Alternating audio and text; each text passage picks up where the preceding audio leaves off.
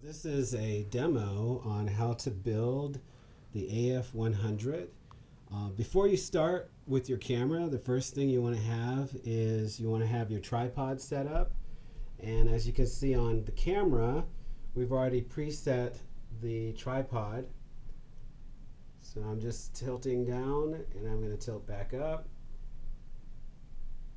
And the reason I want to show this is that before you even start with the camera, you need to have some place where the camera is going to be put.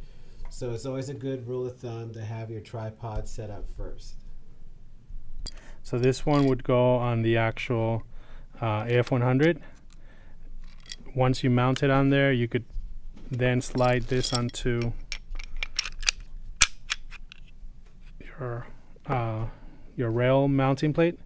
And then this one also has a second tripod plate at the bottom. This is the one that goes on the actual tripod that we have. So would we start with putting this on the body of the camera first, or how would you start building the camera?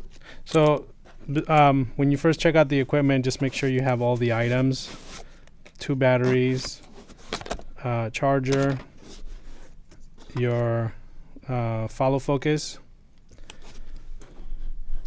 power cable. This is a wall power adapter, so that you can power the camera directly off of the wall, and then the power cable itself, the lens with the lens hood as well. Once you have all the items, then you can start building the camera. The first thing to do is to mount the actual tripod at the bottom down here, the tripod plate. And you can see it has multiple 1/4-inch screws. There's a larger one and then the smaller one on there. You'll want to make sure you mount both of them to get a good hold. So with the larger one, automatic, like it's in terms of the screws, it's more or less straightforward. The large one is the large hole, and then so forth, right? Exactly, yeah. There's a total of 3 holes at the bottom down here. 2 of them are the smaller size, and then 1 is the larger one. So you'll want to put the large one in there and then the smaller one on the farthest hole, so that once you have 2, if you have 2 of these 1/4-inch screws attached to the base, there's less chance that the mounting plate will twist and turn as you're shooting. Now, the case comes with a photo, right, of everything that should be in here, or is that? Yes, it does come with the picture of everything that's included in the kit. This will be included in the camera case, and you can see a picture of everything that is included on there. This is always leave it in there. It'll either be at the very front of the case. Sometimes we will put it in the back here as well, just for reference. Either way works fine. Just make sure that when you bring it back and when you check it out, it includes all the items that are on there. Now that you have that on there, you can mount the actual lens onto the front. And you have to be very careful because it is a detachable lens. You don't want to expose the sensor of the camera for a very long period of time, especially in direct sunlight. If you're outdoors, you'll want to avoid having to point this at the sun. I'll just show you real quickly what that looks like. So there's a sensor. You'll want to make sure that there's no fingerprints on that. When you check out the camera, if you find fingerprints, let us know so that we can clear it, so that we can clean it.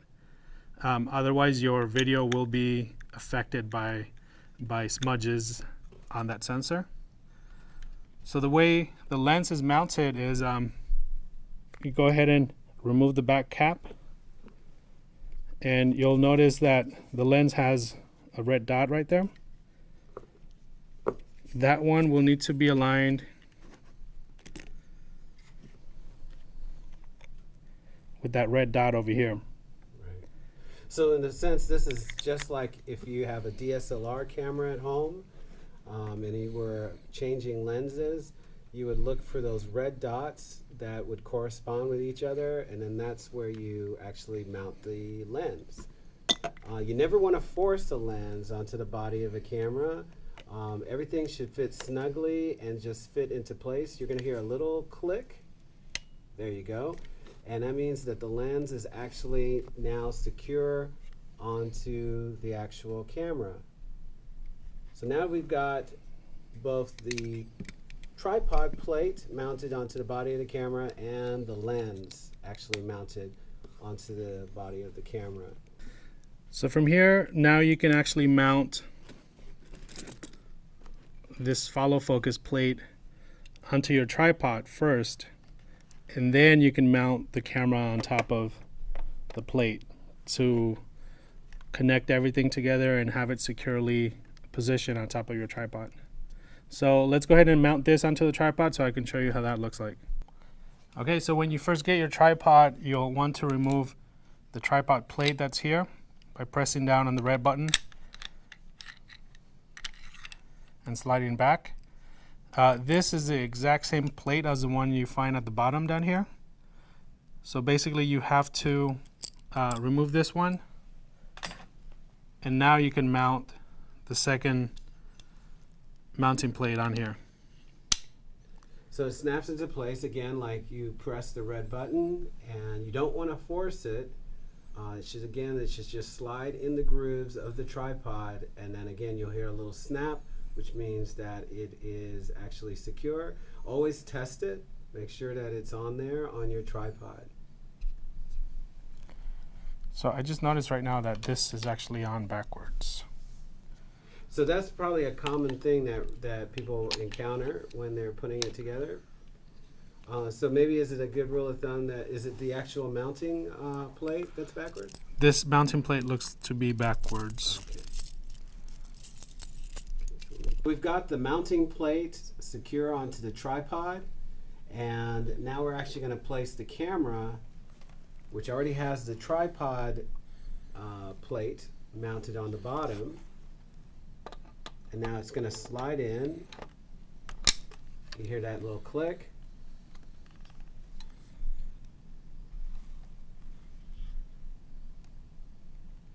And now, is it pretty secure?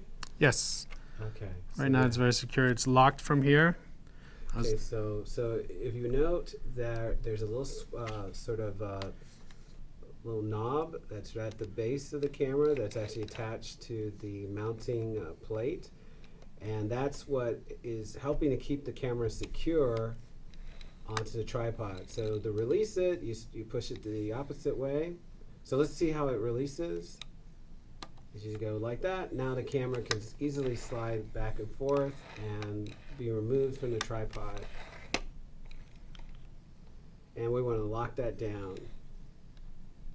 Great. So what's next? Like if we're going to do the map box, we got to put on the rods, right? Yeah, we'll put on the rails here. Okay, You'll so get each case is going to come with these items.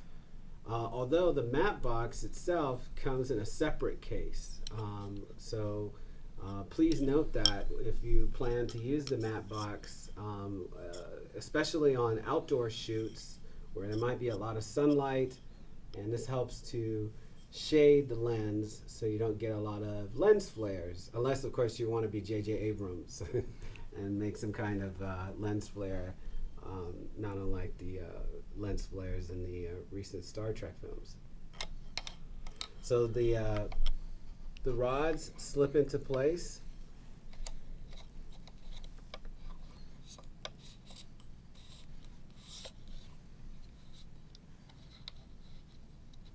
And then the blue knobs, those are to tighten it? correct. So you go ahead and tighten it from there. Now this is not going out. It's not going to come out. It is carbon fiber rods. You don't want to over tighten it because you could eventually scar it, create a break on the actual carbon fiber there. And then the same thing on the back. On the other side, you have to release some of that tension.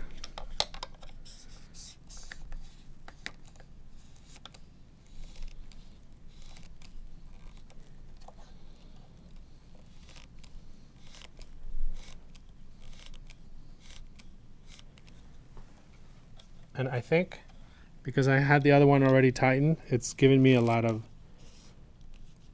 resistance. So maybe before you tighten them is make sure both are in and then tighten them? Correct. Okay. And again, once you feel a little bit of resistance when you're tightening it, just do another quarter turn and that's it. Okay. So it doesn't have to be like a wrench. It just needs to be secure enough so that it's not going to move on its own from the weight of the camera or anything like that. Okay, so far we've got the camera.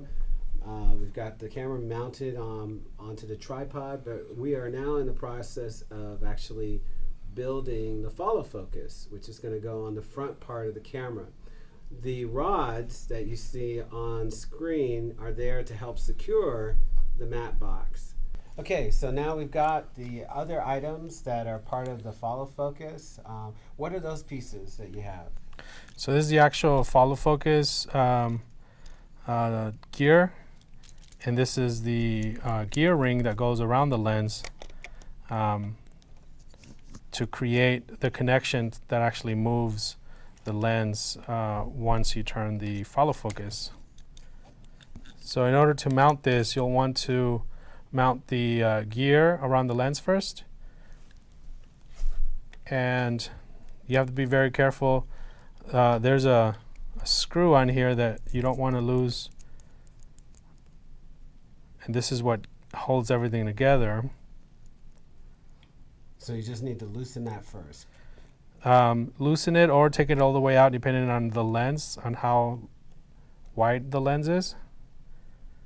And once you put it over the actual lens, over the focus ring, then you can start tightening that. If you notice, we still have a lens cover on the lens to protect it. I don't believe that any of the lenses that we have actually have what's called UV filters, which help to protect them. So you want to be very careful about how you handle these lenses. So we're not going to remove the lens cap until we're actually ready to actually use the camera. So now we've got this focus ring that's now got this other attachment, which is, what's this called again? Focus ring? No, just the focus gear. The focus gear is now attached to the actual focus ring that's actually part of the lens. And if you notice, it's kind of hard to tell from this video, but when you move that ring, it is actually moving the focus ring itself that's part of the camera. So this is when you do shots that are calling for a rack focus, where you shift the focus from one point in space to another point in space. This is how you can do it very smoothly. So we're almost there. We're almost to the home front, and we've got at least this part attached to the lens. So we're going to now mount the actual. What's this item you've got? This would be the follow focus. Okay, so this is a follow focus. And you have two different knobs down here. This one will loosen the actual clamping mechanism that goes around the rods. Mm-hmm. And then you have the one down here that slides the entire gearbox back and forth. So the one on the side, this one is It's to loosen the actual gears for that actually slide onto the rods, right? correct. Okay. So once you have that loose, Maybe tilt it over here so we can see it. Okay. once this one is loose, you can slide it down and you can hear how it just kind of clips right in there. Slide it according to, so that it'll match the that ring, that gear ring, and go ahead and tighten this. Now you won't be able to remove it from the actual bars there. The second knob that you can adjust, if you had a wider lens, you can adjust that out, or a smaller lens, you can move it forward. Once it touches the actual gear, you can tighten it from there, From the bottom. from the bottom, and now you're able to. And let me zoom out so we can actually see it in action. So now we've got the actual focus pulling ring, and it's operational. And as you can see, it's actually working.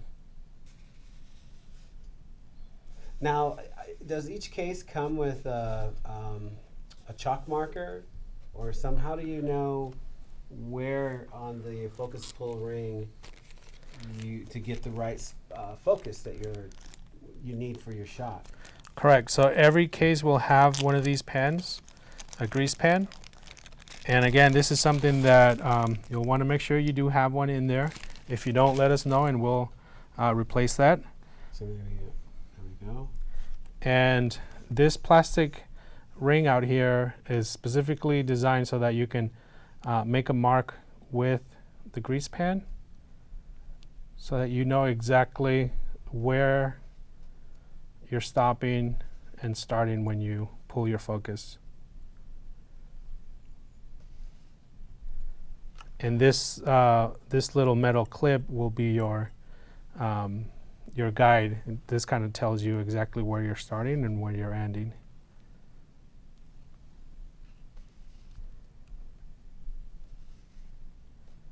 And again, because it's a grease pen and this is designed this way, you can easily remove that. If you had a paper towel, you can just wipe that right off. Mark your new area, and you're all set. So during your rehearsals and when you're blocking your actors and you're trying to figure out where they're going to be on set, like say you have an actor working in one spot of your set and then he or she has to walk into a shot perhaps, or they're moving and you want to be able to maintain focus, you may have spots on the floor marked with tape, and your focus puller, who might be your AC or assistant camera person, is going to will know ahead of time, based on when you're actually blocking your shots, where the focus needs to be. So all of this is again like preparation. You got to be really. You're not doing this on the spur of the moment. You're planning out your shots. You're mapping out where your actors are going to be on set in terms of the shot and composition that you want. And now this is all about how do we execute that technically using the gear and equipment that we have available for your use here at Southwestern Community College. So does it look like it's moving pretty smoothly? It's a little bit tight, and it does take a little bit of getting used to. Mm-hmm. One thing to notice, as you guys saw right now, I adjusted the ring again. The gear ring is a little bit bigger than the actual focus ring. So this particular lens model does give you a little bit more tension when you're pulling your focus. However, with a little bit of practice, you can still get that nice smooth shot.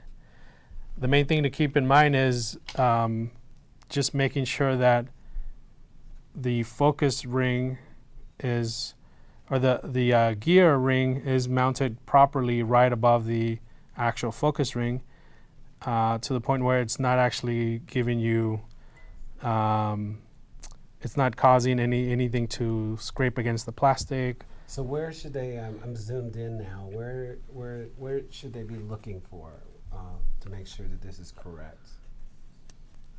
If you could see, there's a small plastic on this side.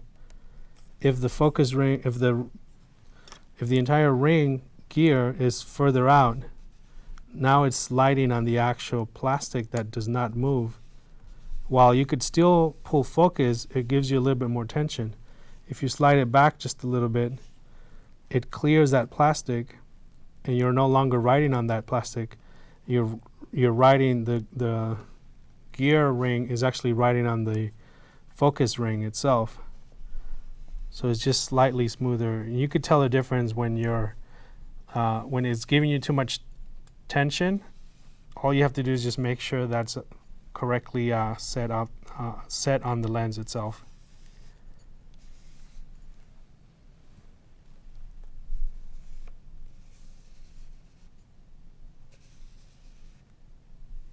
So what's next? Now that we've got the follow focus and we've got the camera mounted on the tripod. So if we're going to build the matte box, what else do we need? So if we're going to build the matte box, we have to make sure we have a little bit more space here in the front. So we'll have to slide the entire rod forward. Okay. Does that mean we need to take the camera off? We do. Okay. We'll have to take the camera off and mount it in a different way so that we have more length there. Okay, so we switched the mounting plate here at the bottom so that it faces the opposite direction, and this will give us more space in the front of the camera. That way we can mount the matte box. For you guys, the actual mounting plate, the tripod quick release plate here, will be already at the correct orientation. You won't have to worry about making these switches. Everything will be set up already accordingly. And if you can tell, the mounting, the quick release plate is sort of sticking out just a little bit. That's okay, because you're going to have so much more weight at the front of the camera that will sort of balance the weight. It'll distribute it evenly once it's mounted on the tripod. So again, when you slide that in, just here for that snap, and then you can lock it in place. And you can see how there's more sticking out from the back of the tripod. That's all right, because we're going to have more weight at the front as well. So what we'll do now is we'll mount the actual follow focus rods. Just slide that right in there. Now they only go in one direction, right? No, you could slide it from the front or the back. Either way, it's fine. You just have to make sure that you don't force them too much. Right now, it feels like it might be a little bit too tight. I don't know if you guys could tell, but I removed the lock knobs here on the side, just to keep as much tension away from the mechanism as possible. So slide it back down. Same thing with the other one.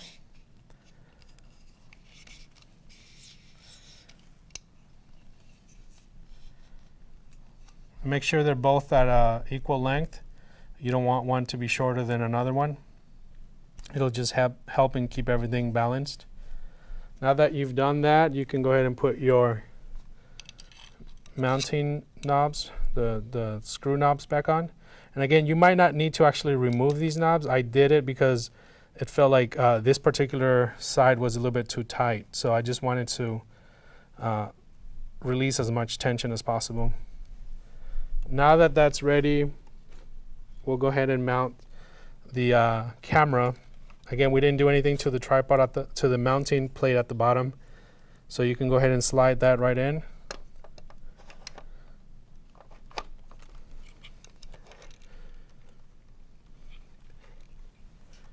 And lock it from the side. And you're done. Now, so where's the lock on this? This lock is down here. Okay.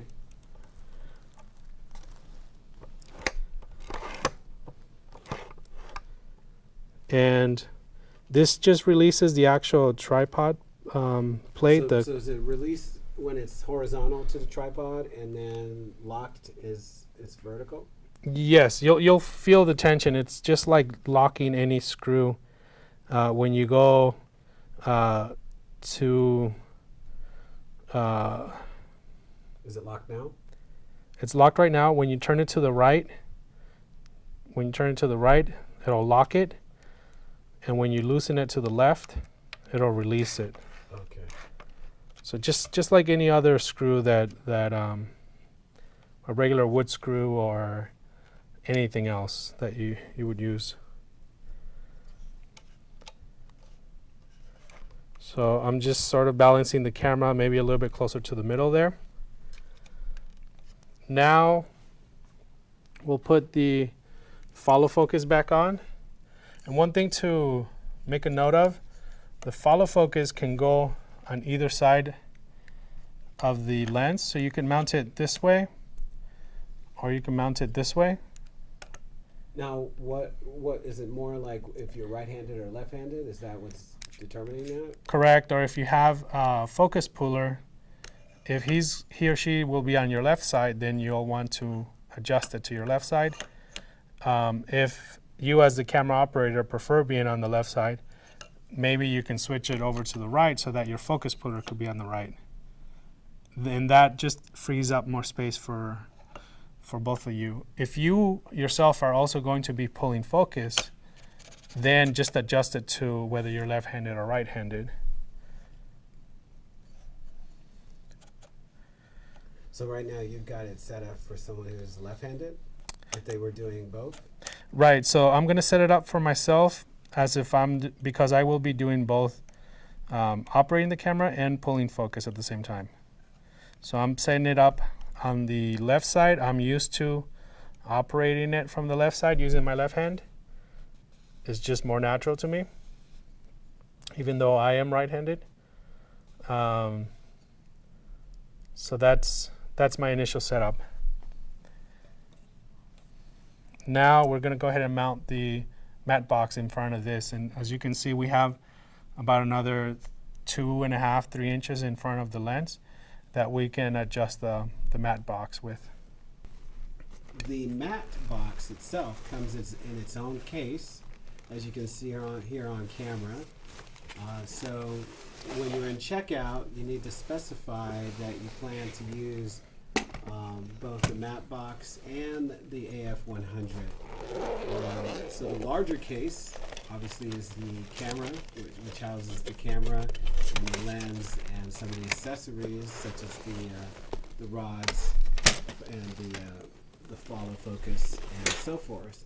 But now what we've done is we've removed the final elements that we need to completely have the camera set up, and that is the matte box, which is going to be mounted on front of the camera as part of the lens, or at least in terms of, how would you say? It's going to basically encircle the lens, right?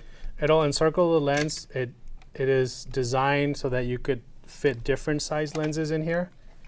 So you won't necessarily get a tight fit around the lens as if it was a cap around the lens.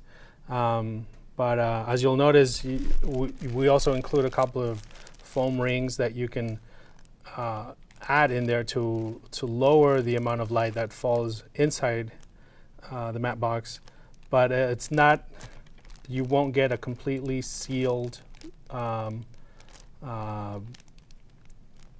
cover around the lens that blocks the light. So let's go ahead and build this, and I'll show you real quick. Some of the parts that come in there, like I said, is this foam ring, and you get 4 sets of those depending on what size lenses you're using. You'll get a little barn door, or flag, or barn door actually. You get 2 of those, one for each side, and then you get 1 for the top. This one's a lot wider. So doesn't come with a bottom one? No bottom one. It's just usually it's the top and the 2 sides. And you have this bracket is basically an arm. This is what will mount the matte box onto the rails. The last thing that you get in here, which you won't be able to use right away, but if you had your own filters, like ND filters, they do, the matte box does come with this attachment. So you can put your filter in here and slide it back in.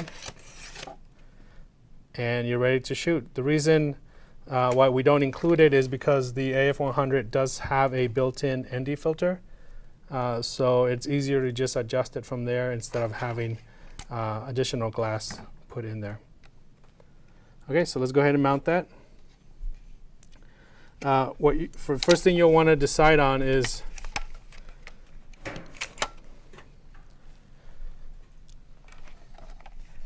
whether you're mounting your matte box from the right side or from the left side. And that kind of is determined by who is going to be adjusting the follow focus and on what side of the camera the follow focus will be on. So on this side, we'll go ahead and mount it on the right since I have my follow focus on the left. The first thing I want to do is loosen the screw down here. Bring in this arm and slightly tighten it. You actually don't go ahead and tighten it yet because you'll still have to do some adjusting. Now you'll notice that the matte box has these two rails on the side as well. These two rails will mount straight onto that second part of the arm. And now you can go ahead and tighten that. The top of the matte box has this little knob that pulls up and down.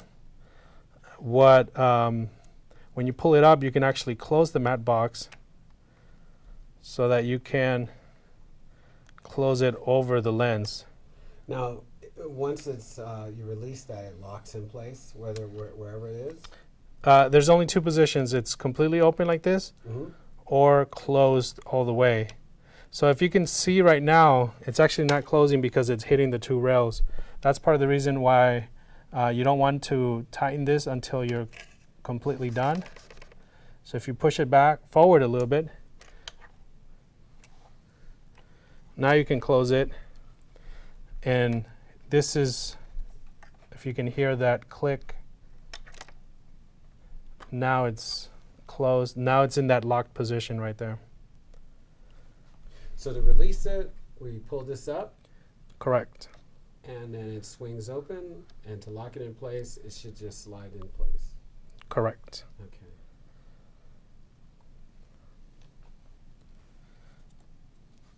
So now go ahead and move the matte box as far back as it'll allow you. The two rails are going to be here, so it won't allow you to go any further back. Now what you have to do is obviously bring the matte box closer to your lens. You have different options of doing that. You can bring the camera forward, you can bring the rails back as well. And more than likely you'll have to do a combination of those two things.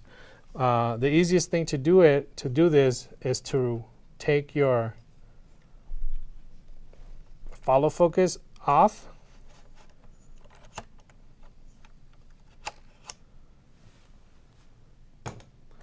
So that you can have easier access to the rails.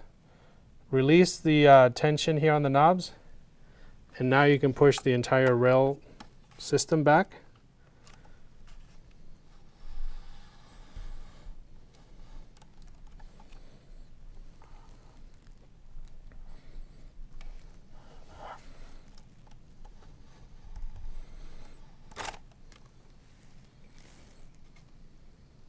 So where's the ideal spot for the lens to be in relation to the matte box? You'll want to be either exactly where the matte box is or just inside, so that any light from any surrounding light from your set is not leaking into the matte box itself and causing unwanted flares. So now that you have that, you know what, I don't know that this is going to fit.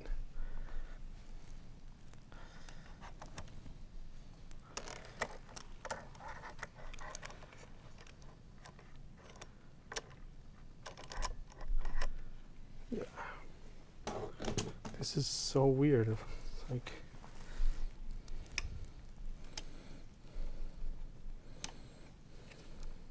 So right now we're just making some adjustments so that the follow focus will actually fit onto the rails, the rods.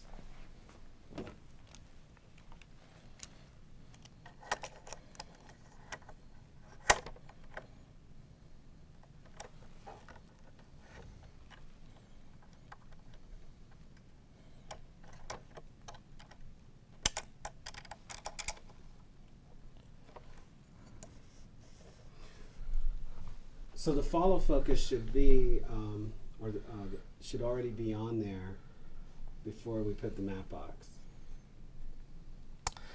Or does yes. that- okay.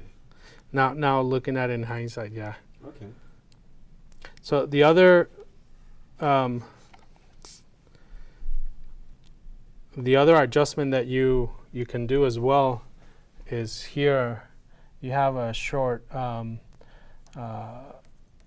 space that you can move the entire matte box back or forward. So that right there is basically allowing us to be almost right inside of the matte box cover. So any light that's coming from above, we're going to reduce the lens flares from any light coming from above or the back of the camera. This allows us to still control the follow focus. And if we needed to go in and clean the lens or change a filter directly on the lens, you can just raise the knob up here, tilt the matte box open, and now you have access to the lens without any obstructions. To close it again, just lift it up, and you're done. So from here, there's a couple of rings that are included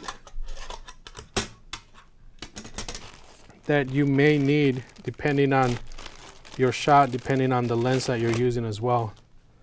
So these foam rings are included, and as you can tell, some of them are a little bit smaller than others. The easiest thing to do is to just sort of measure, get an idea of what size ring you'll need based on the lens you're using. So this one looks like a good size.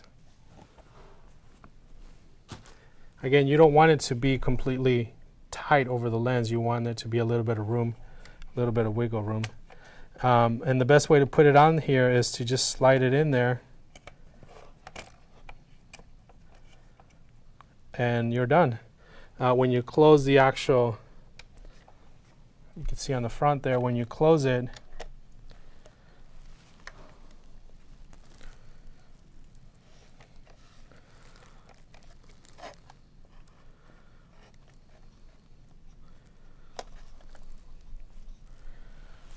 you can have it so that there's just a little bit of room left for your lens to fit in there.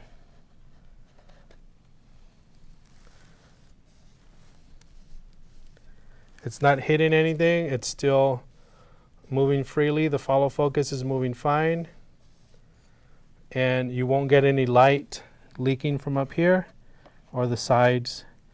You could get light coming from the bottom underneath, but that probably means your light is in a really weird place to begin with.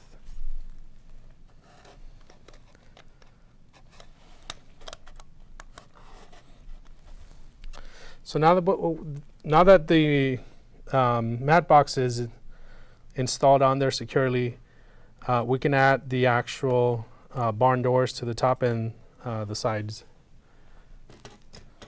And the way that works is the barn door itself has a little notch there that corresponds to the screw that's on here. And I don't know if the camera can pick it up, but there's an opening here on the side. The screw goes in the middle. That's basically where you want to slide the barn door on. And you want to have it so that the the knob that's on the barn door, it's sticking out. So this one would be the left side. And you just slide it in there. And now you can secure the knob. And you can open and close that door.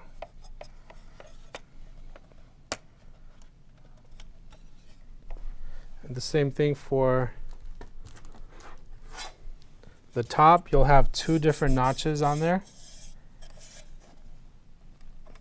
And the top rail does not have a cut opening. It basically just slides right in there.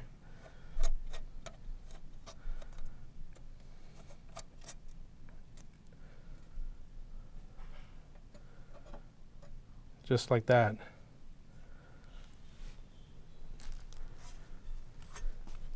And here's the other barn door. Again, we'll mount it onto the side.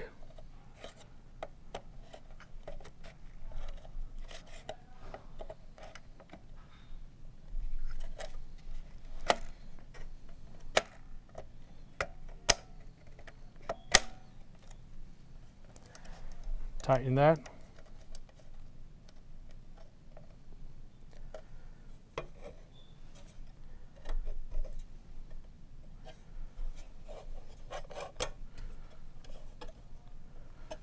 And you're set.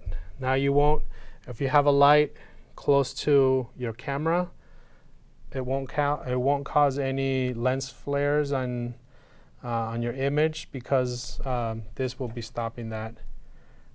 If you needed to adjust it, you can also close it up even more if the light is at a sharper angle, concentrating more on the lens. Then you can adjust your barn door to keep that light from hitting the lens. The same thing from above. If the light is at a very steep angle, you can close those barn doors from the side and lower the top barn door even more. So you get a couple of different options on how do you want to adjust.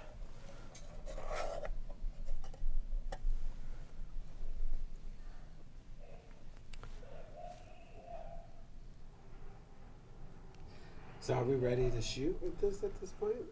So the last thing you'll want to do, I didn't put the battery in there yet, Oh, right. or the memory card. We're ready to mount the battery and install our memory card and format our memory card. So very important, when you put the battery in there, it does have a couple of openings here with some sort of hook openings on the side. It's very important to that when you put it on there, you have to feel it click. If it doesn't click, it'll eventually fall out.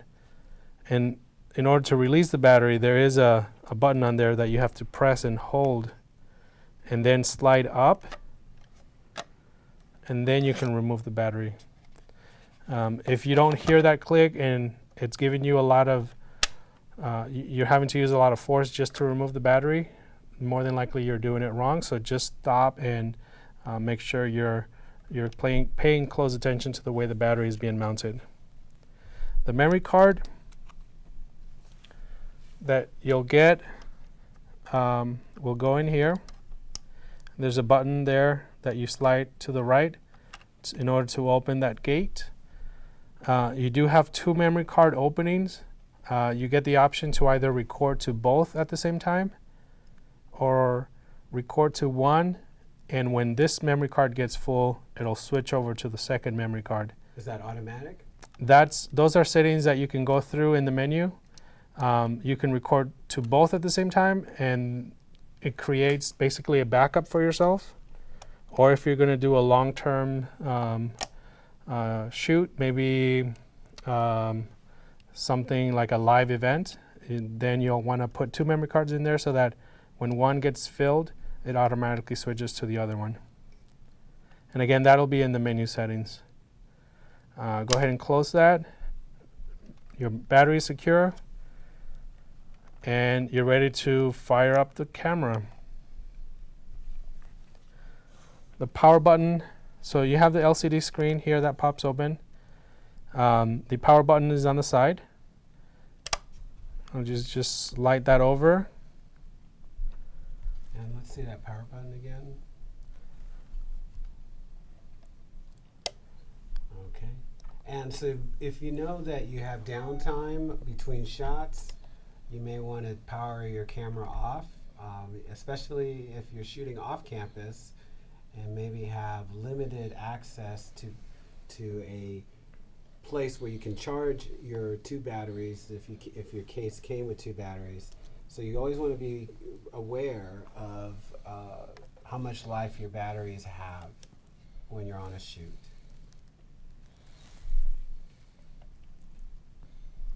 Okay.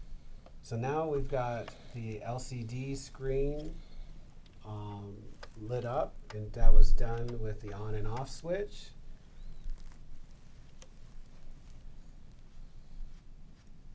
What's that knob you want to tilt the camera over? So Yes, they can see so that? I'm just looking at the actual image and it looks like everything's very dark. So I'm basically going through my settings to see why is it so dark right now. I'm looking at my my f-stop, my shutter speed as well, my ND filter right there, it's at 1. So just kind of going through everything. It might be that there isn't enough light and we are pointing at a fairly dark wall. So I'll go ahead and lower my my shutter speed. What if we pointed it at this blue screen? Let's see. Stop the camera for a second. So I'm pointing it at a blue screen right now with a little bit of red highlights, but it's still not making a difference. However, if I point it to the ground, you can faintly see a little bit of the ground, which tells me that there just isn't enough light coming into the camera, more than likely through the settings. I can see that my shutter speed is at 250th of a second.